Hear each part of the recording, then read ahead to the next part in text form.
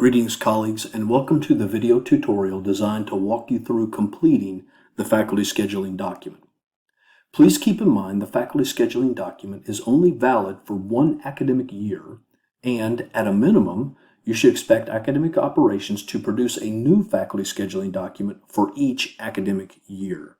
Today, we will be looking at the faculty scheduling document academic year 2020-2021, revision 3.0. First, we'll walk through the 8 visible tabs that make up the faculty scheduling document. And after walking through each tab, we will then complete some example entries to highlight key information about completing the faculty scheduling document and how to produce the form that you place on the outside of your office. First, let's look at the Data tab. I'm actually located on the Data tab in the start of this tutorial. At the top of the Data tab, you will notice personal information, your name, your EMPL ID, office phone number, the term, and your email. You'll also notice some key information about entering times in the faculty scheduling document. This is extremely important and will be very relevant once we actually do some examples. Next, as you look at the faculty scheduling document, is the class schedule section. This is where you will put all the information about the classes you are teaching in a given term. Below that is a section for release time. Above that, though, is a calculator where it's combining class time, release time, office hours, instructional support, if you have that, to provide a total. When this total turns 30, this will shift to green, indicating you've met the hours per the CBA. Below the release time is an area for instructional support hours, if indeed you have those. And below that is your office hours. Now there's office hours for A session, B session, if they are different, and C session, if they are different from the last ones entered. Obviously, if your hours do not change the entire term, then you would just enter your A session hours, and those you would leave the other sections blank. Below that is an area for professional activities. This provides you an area where you can enter those professional activities that you are participating in to support the college, to support our students, to support your discipline, etc. And then below that is the area where you sign the document. Next to the Data tab is the Form tab. This is the actual form, and we'll look more at this during the tutorial. But this form is being completed as you are filling out the Data tab. Next to that is the Manual Data tab. The Manual Data tab is used for those situations where class contact hours are not going to be correct for you. Let's say you're team teaching, and the VLOOKUP is going to assign you all of the class contact hours. That would be incorrect. You would then want to go to the Manual Data tab and override those hours with whatever the correct number of hours is, and then that produces your manual form. Next is the Librarian Data tab. So librarians would use this tab, and that automatically enters data on the librarian form. Next is the Instructions tab. This is instructions on how to complete the file when you fill it out. Very similar to what we're going to do today. And then finally an Updates tab, and this just tells you the updates in each revision. You can see for revision 3, we updated all course contact hours per Campus Solutions data on that date, and we added the terms for this academic year. So these are the 8 tabs that make up the faculty scheduling document. So now we'll go back to the Data tab and actually walk through completing each section of the faculty scheduling document. So to begin with, you enter in the session. You can select them via a lookup, or you can type them in. Next, that class number, that's that 4-digit unique number. The subject and catalog, you can select these via a lookup, or you can type those directly in. Start time, following the paradigm outlined in red. For the sake of this example, we'll say the class started at 9 a.m. It ends at 10:15 a.m. And you'll notice that it pulled back from a VLOOKUP based on curriculum data for this year, the class contact hours, and then divided that by 15 to come up with the average calculated contact time.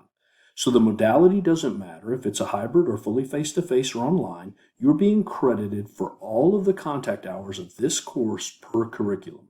Next, you'll enter in the days that you're teaching.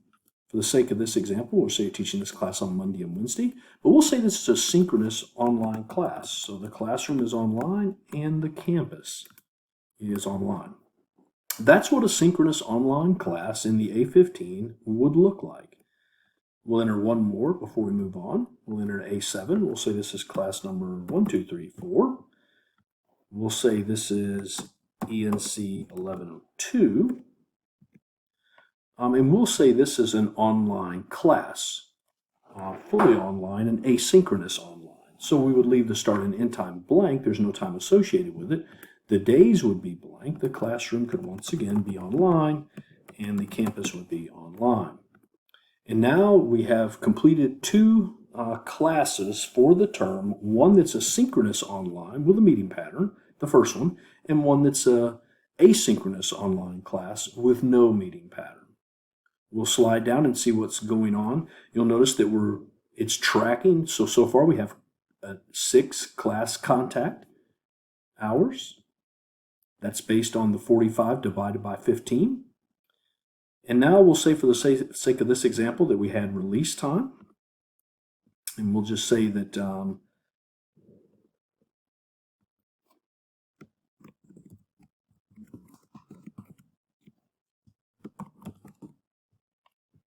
we'll say this is for 3 hours a week. You'll notice what has happened. So the class contact is 6, the release is 3 to make class and release 3, total 6 plus 3, and then our 9 is our total. If you had instructional support time, it would be entered here, and then office hours would be entered here. And so that is how, and obviously any professional activities would be entered here. And so that is the basics of how you fill out this tab. You would sign and date here. What's going on is this information is populating the form that you place on your door. So at this point, I want to pause, and we will actually go to a form that's more complete and finish it up. Welcome back, colleagues. So I took the opportunity to go ahead and complete the class schedule for this sample faculty member. You can see the faculty member is teaching 6 classes in the fall term. This first class is a synchronous online class. You can see it's online with a meeting pattern. There's an asynchronous, couple of on-ground offerings, another asynchronous online, no meeting pattern, and followed by another on-ground offering. As you look at the calculator section, you can see that the class contact hours weekly is 18. The release time coming from the release time section is 3 to make class and release time a total of 21 hours. No instructional support. Office has not been entered yet, so that's a total of 21 hours a week.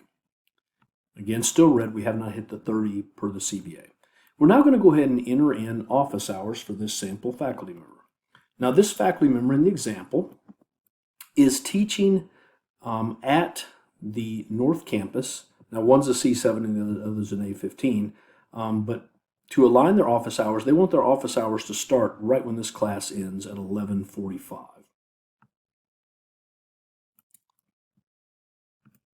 And so the faculty member would select Tuesday and Thursday, start time 11:46 a.m.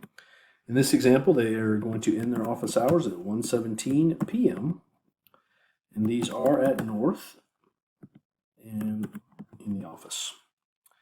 And then the faculty member is also going to have office hours on Friday from 9 a.m. to 2:58 p.m. These are online with a location of online. And so you can see what has happened. All of this The office hours are now 9. There's the total 9. And that brings the total hours to 30, and that has turned green. As you scroll down, because these office hours are not going to change for the B or the C session, they do not need to enter them. Their professional activities here, they would sign and date. This data has all been populating the form that they can print or save as a PDF and print later. There's their office hours, and again, they're not changing, so they don't need to fill out the bottom section. Now, before I wrap up the tutorial, I do want to show you one more thing, and that's the manual data tab in the manual form that's generated. So again, if you, for some reason you need to override class contact hours, let's say you're team teaching and you're only going to get half the hours, or it's an internship or an externship and you're only involved in teaching a certain number of hours of the whole course and you should not get credit for all the hours, well, this is where you would make those changes. So we're going to go ahead and enter in the session, an example class number, subject, and catalog number. We can give it a start time, not necessary for this example, but we're going to do it. Now, so the class contact times, pulling off the VLOOKUP that's from curriculum is 45, but you're only teaching, you get half credit, so that's 22 hours and 30 minutes. And you can notice your calculated contact time now shifted to 1:30 instead of 3 each week. That data is adding up here, and it is ultimately going to add up on the manual data form. So the manual data tab is where you enter in data if you're going to be overriding any of those automatically calculated values.